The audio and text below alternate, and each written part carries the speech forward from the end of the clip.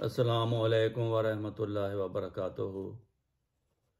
Video देखने वालों, आज की वीडियो सिर्फ उन लोगों के लिए है जिनको ये यकीन है कि हमने एक दिन मरना है और मरने के बाद अल्लाह को जवाब देना है। और कुरान करीम खुदा ताला का कलाम है, उसमें जो लिखा है वो सच लिखा है।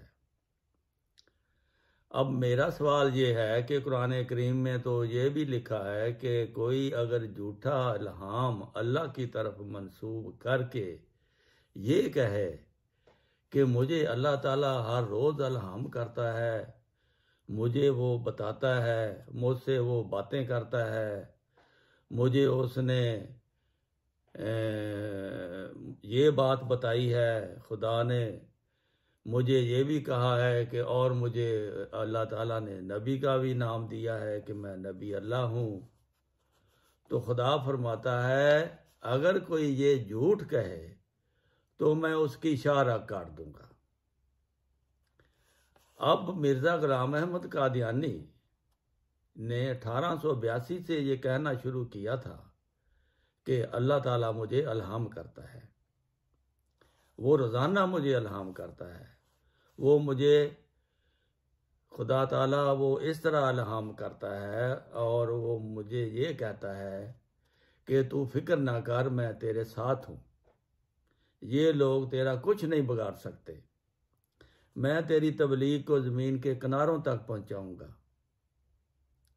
और तेनू मैं इन्ना देंगा कि तू रज जाएगा।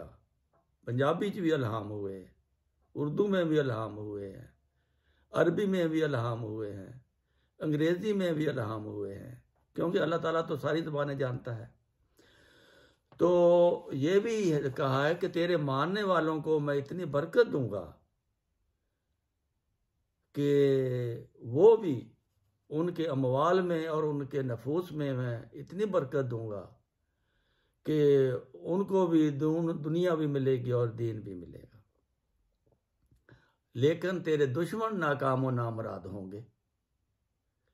अगर तेरे साथ हुकूमतें टक्कर लेंगी तो वो भी पाश पाश हो जाएंगी। ये इल्हाम हुए हैं हज़रत मिर्ज़ा गुलाम अहमद कादियानी को। अब सवाल ये है कि अगर हज़रत मिर्ज़ा गुलाम अहमद कादियानी झूठ बोलते हैं आपके नज़दीक, वो उन्होंने किताबों में जो लिखा है वो सारा गलत है, वो खुदा ने उनको कोई नहीं बताया, तो उन्होंने तो किताबों में लिख दिया है कि मुझे खुदा ने ये इल्हाम किया, वो इल्हाम किया, तो खुदा ताला ने उनकी इशारा क्यों नहीं काटी? फिर इल्हाम सारे पूरे हो रहे हैं।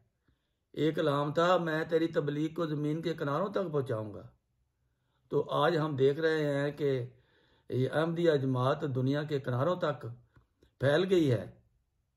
MTA के ज़रिए पूरी दुनिया में उसका पैगाम जा रहा है जो हज़रत मिर्ज़ा गुलाम अहमद कादियानी ने फरमाया है। अब जो सारी बातें अगर पूरी हो गई हैं तो फिर खुदा इस जमात की मदद क्यों कर रहा है?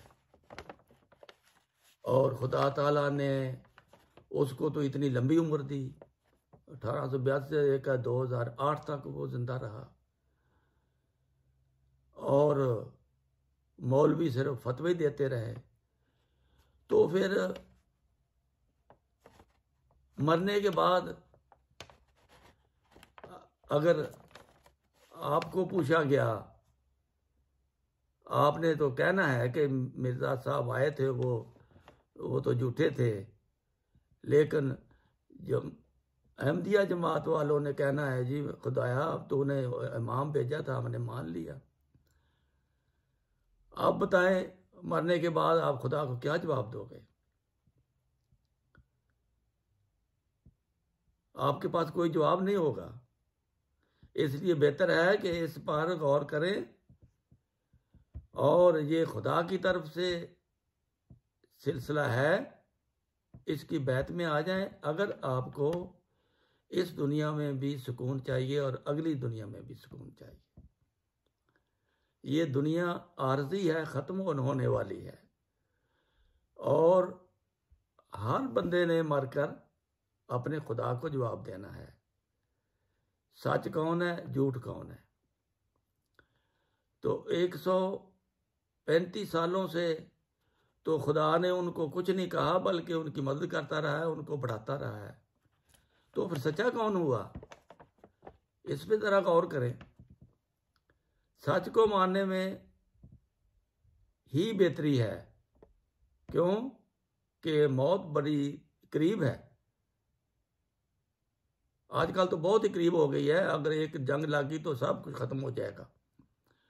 तो इसलिए बेहतर है कि इससे पहले पहले अल्लाह ताला की रज़ा हासिल करने के लिए उसको मान लें और खुदा का भी कहा माने।